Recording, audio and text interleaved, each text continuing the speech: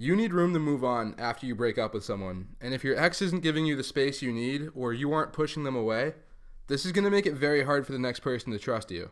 Nobody wants to be in a serious relationship with somebody that's not over their ex. This is because it sucks being the backup plan.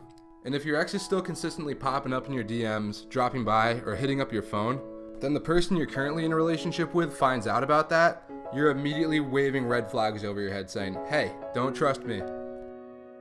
I broke up with my girlfriend Mallory in college. What made it even harder to get over was my ex was still coming around. So now you might be thinking, what? So let me explain, hang on. I lived with 8 other people.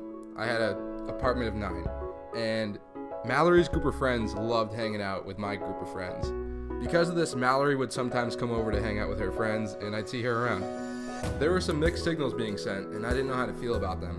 For instance, she would randomly pop by my room to check in on me, or she'd come by while we're all watching a movie together, sit next to me, start putting her hand on my thigh, rest her head against my shoulder, stuff that just friends don't do.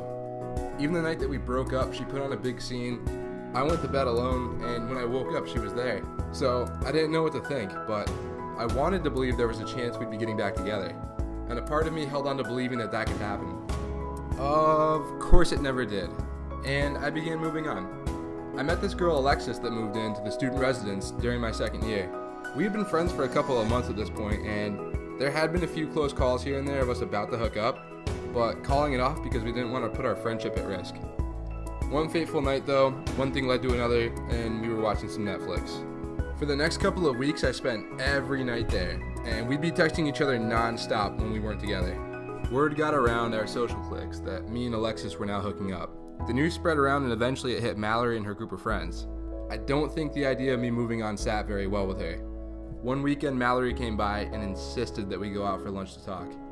And let me take a break here to say, if your ex comes around while you're talking to someone else, wanting to go on what can be interpreted as a date, don't make the mistake I made. When we went out, she wanted to tell me that she was having second thoughts about the whole breakup and she misses me. And this really f***ed me up because I hadn't seen Mallory in a while. I still kind of missed her, but I have this whole new thing going on with another girl.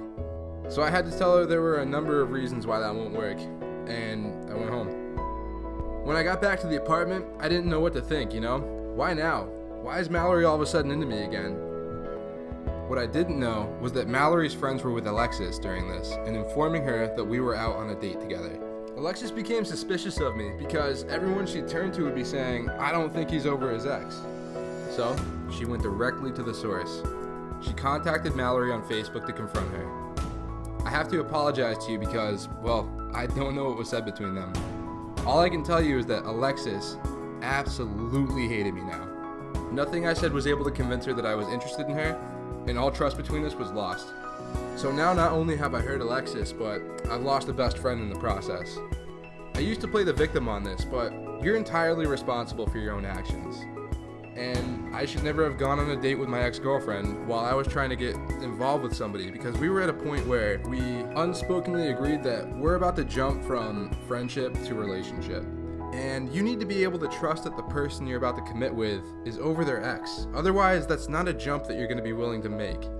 Now, I know what you're thinking. There's a few cases out there where you can actually remain friends with an ex, but those extraordinary circumstances aside, your ex is your ex for a reason, and while I may not know your story, I could tell you it's a good reason.